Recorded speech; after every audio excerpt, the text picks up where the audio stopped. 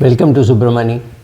I had done a video long ago about what are the attributes for a successful doctor. So I thought I would revise it again and make a new one. So welcome to Subramani once again.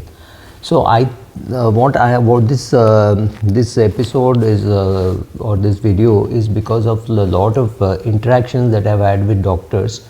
Many of you may be aware, and for those who are not aware, I must have interacted with about 7,000-8,000 doctors for sure over the last 10 years, when I've been going around the countryside talking to doctors, whether they're gynecologists, pediatricians, ophthalmologists, all of them, about their money and their finances. And that's the time when they say a lot of things about themselves, about their practice, etc.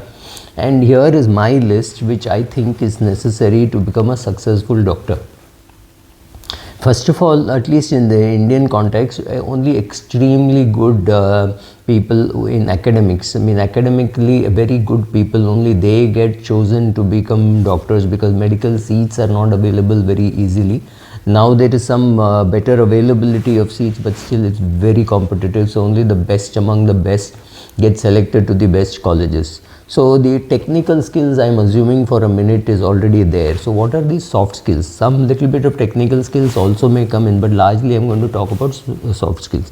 First is communication skills. Absolutely no doubt that when you're talking to people, whether you're a finance professional or a medical professional, you have to have the ability to communicate well. Communicate well means the ability to listen well. Because given time and empathy, all the patient will reveal all about himself or herself, right? They will come out of it very slowly, but they'll come to giving you all the details. So the ability to listen in such a way that the patient wants to speak to you is very important. So this the second point which comes out of this is empathy. The patient should feel that yes, you are listening to him or her, so that they feel like speaking. If you rush them, if you hurry them, if you say that I know, come on faster, especially older people may not be able to keep pace with you, and they may not come out with the full facts. They may not tell you. They may not even realize that it is relevant, that it should be said. So as a doctor gets more and more senior, and he finds or he or she finds lesser time to do this, good doctors I've seen having a lot of empathy for other forms of medicine, right? So if you're a allopathic doctor, it does not mean you should have you should be contemptuous about Ayurvedic or homeopathic. Either you know it fully and therefore you believe in it, or you don't know it, but at least you accept that certain illnesses have cures in certain lines only, right? So this is again the question of empathy towards other patients, empathy towards other doctors, empathy towards other fellow professionals, like a Ayurvedic doctor or a homeopathic doctor or a physiotherapist, right? Having empathy towards all such people also is important. Understand that you're always a team player. A patient has a dentist, maybe a gynecologist, a pediatrician, everybody. So you have to go along with everybody. And once upon a time, there used to be a guy called the GP who sent you to a gynecologist or a dentist or a ENT specialist, anybody, right? He would be the focal point. Now that's not true. People just walk into a pediatrician's clinic saying, "Oh, I saw your board, so I walked in." That's what most of us do. So those things are important. There is no one focal point. So you have to understand how we work. So you have to be a team player. Of course, you have to be a team player even when you are doing surgery.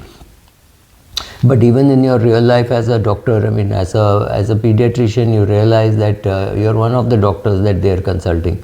So being able to communicate with other doctors is also important.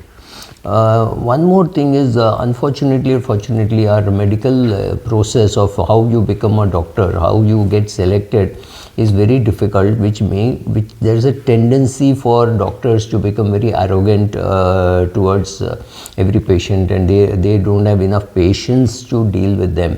This arrogance could come from feeling superior or things like that. So that has to be curtailed, and make sure that you are you got empathy when you're listening to the other, when you're listening to the patient.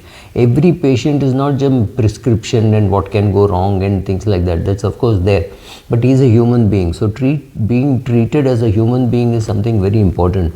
Also, other skills like accounting and business skills are not taught in our MBBS colleges, right? Not taught at all, and these are also very important in your practice. So many doctors do not understand the basis of costing, right? So when you go to a big hospital, let's say you go to Apollo Hospital, and Apollo Hospital charges 1500 rupees for a visit. You want to meet any specialist, it's 1500 rupees or 2000 rupees. I have found that the biggest critic of hospitals are smaller doctors who say, oh, their charges are too high. But please understand, to run a big hospital requires a lot of effort, right? It requires air conditioning, requires infrastructure building, requires people.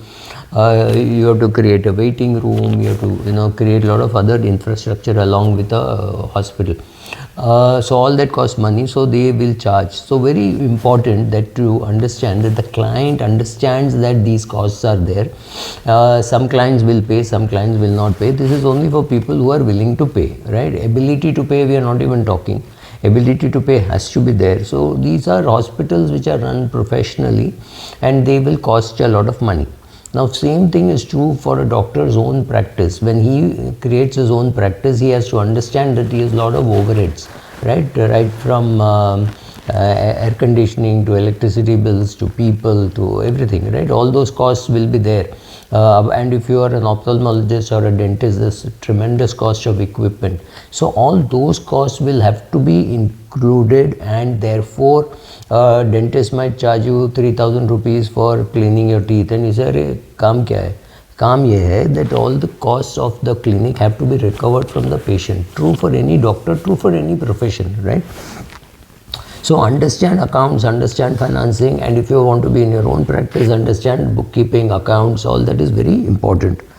A doctor has to be emotionally intelligent and be able to handle adversities, right?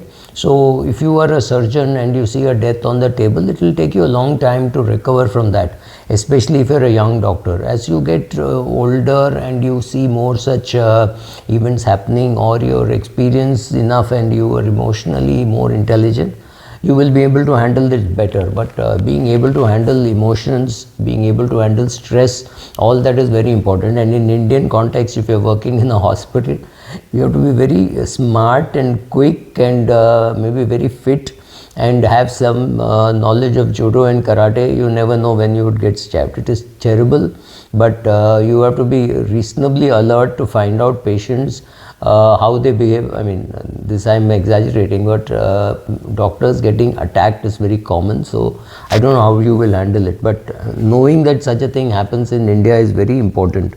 So stress, handling stress, being fit. Unless you're very fit yourself and you're not addicted to tobacco, alcohol, etc., you cannot see the ill effects of tobacco or alcohol or not being, generally not being fit. So if you're a cardiologist, you better